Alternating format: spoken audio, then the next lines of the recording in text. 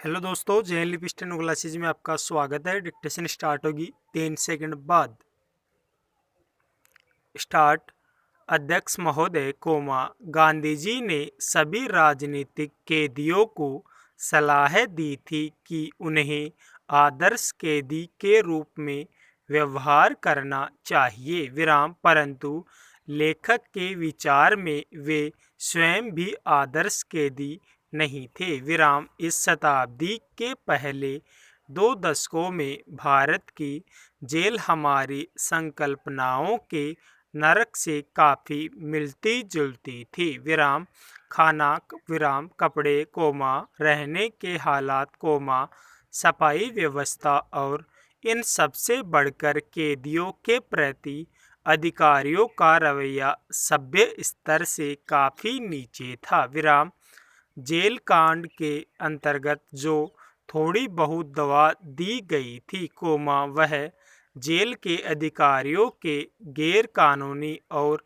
अमानवीय रवैये के कारण समाप्त हो जाती थी राजनीतिक कैदी यह कार्य अपने ऊपर स्वयं लाद लेते थे और स्वेच्छा से तकलीफें उठाकर अधिकारियों के विरुद्ध कठिनाइयां उत्पन्न करते थे ताकि सरकार को मजबूरन जेल के हालात में सुधार करना पड़े गैर कानूनी ढंग से कैदियों को पीटना और क्रूर यातनाएं देना एक आम बात थी मारपीट से कैदियों की मृत्यु हो जाना कोई असाधारण बात न थी जेल के कर्मचारियों से में भ्रष्टाचार सामान्य रूप से फैला हुआ था सच्चा और ईमानदार जेल अधीक्षक शायद ही कहीं हो अतः लेखक और उसके साथियों को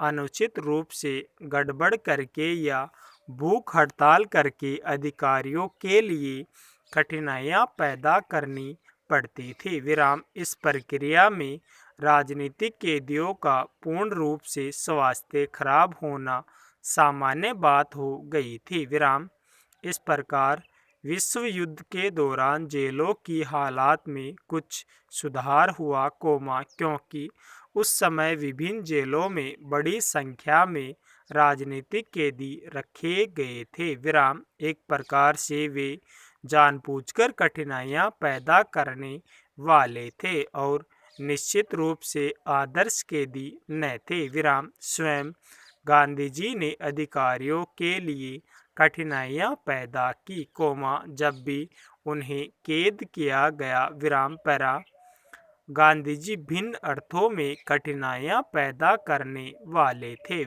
जब भी उनको जेल में रखा गया वे जेल में आने के तत्काल बाद सरकार को मुख्य रूप से राजनीतिक मामलों पर परंतु प्राय जेल के हालात पर भी पत्र लिखने शुरू कर देते जब 9 अगस्त 1942 को उनको गिरफ्तार किया गया तो उनको पूना के निकट आगा खां महल में ले जाया गया और उनके अन्य साथियों कार्यकारिणी समिति के सदस्यों को अहमदाबाद के किले में नज़रबंद के लिए ले जाया गया गांधी जी और अन्य कांग्रेसी नेताओं को एक विशेष रेलगाड़ी से चिक्कड़ स्टेशन ले जाया गया वहां 2 दलों को अलग अलग कर दिया गया गांधी जी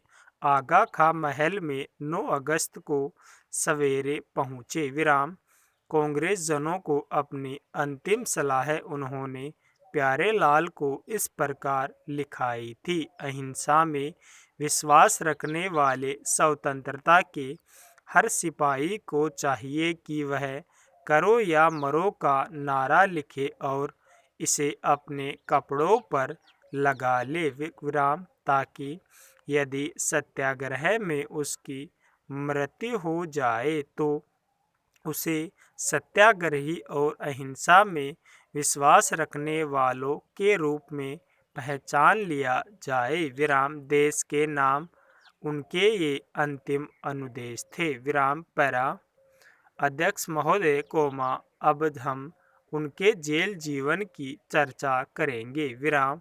महानिरीक्षक जेल के प्रशासनिक नियंत्रण में महल को जेल घोषित कर दिया गया था। विराम। जेल में उनके साथी थे महादेवी देसाई, मीराबेन और सरोजनी नायडू। विराम। एक दो दिन बाद इस दल में कस्तूरबा भी शामिल हो गई, क्योंकि एक सार्वजनिक सभा में भाषण करने के कारण उन्हें गिरफ्तार कर लिया गया था। विराम। उसी दिन, 9 अगस्त को, गांधी जी ने वायसराय को एक पत्र लिखा और एक अन्य पत्र बम्बई के गवर्नर को लिखा। विराम। उन्होंने 9 तारीख को सरकार द्वारा जारी किए गए प्रस्ताव का उल्लेख किया और कहा कि इसमें सरासर झूठी बातें दी गई है। विराम। भारत सरकार प्रस्ताव में कांग्रेस के और उनके विरुद्ध झूठे आरोप लगाए जाने का उन्होंने विरोध किया। विराम। उन्होंने एक सत्याग्रही के साथ अनुचित व्यवहार किए जाने के लिए भी विरोध प्रकट किया। विराम।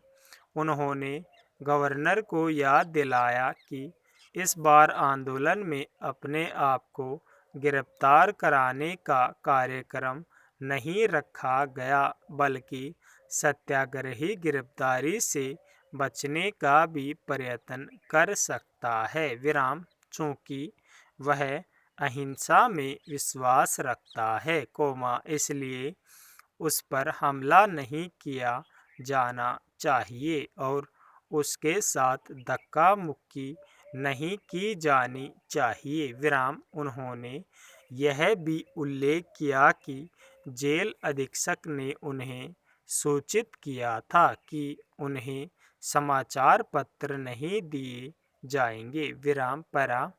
परंतु सरकार के विरुद्ध वास्तविक आक्रमण हुआ। उन्हें 14 तारीख के वायसराय को लिखे गए पत्र द्वारा। विराम। उन्होंने सरकार के प्रस्ताव के भिन्न भिन्न उपबंधों का विश्लेषण किया और आरोप लगाया कि इसमें तथ्यों को तोड़ा मरोड़ा गया है और वह कांग्रेस के विरुद्ध झूठे आरोपों से पूर्ण है। विराम। उन्होंने कहा कि आंदोलन का उद्देश्य यह था कि लोगों में त्याग की इतनी अधिक भावना जागृत की जाएगी कि सबका ध्यान इधर आकर्षित हो। विराम। इसका उद्देश्य यह दिखाना था कि इसे जनता का कितना समर्थन प्राप्त है। विराम। वायसराय के विरुद्ध यह शिकायत थी कि कांग्रेस पर प्रहार करने से पहले सरकार को अथवा वायसराय को उनके पत्र की प्रतीक्षा करनी चाहिए थी। विराम। सरकार के प्रस्ताव में सरकार द्वारा यह दावा किया गया था कि भारत की सुरक्षा का काम उसके सिर पर है। विराम।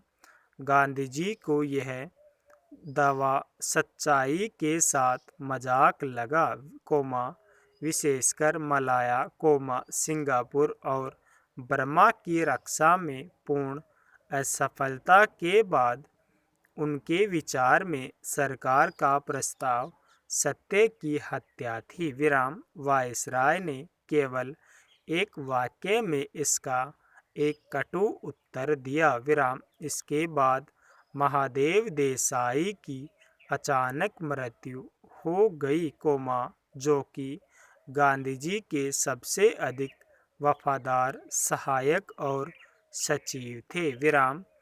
भारत में यह माना जाता था कि उनकी मृत्यु के बाद गांधी जी ने महानिरीक्षक को एक संदेश दिया कि इसे एक्सप्रेस तार द्वारा भेज दिया जाए। विराम। संदेश में महादेव की विधवा को केवल सांत्वना दी थी और हिम्मत बनाए रखने को कहा गया था। स्टॉप।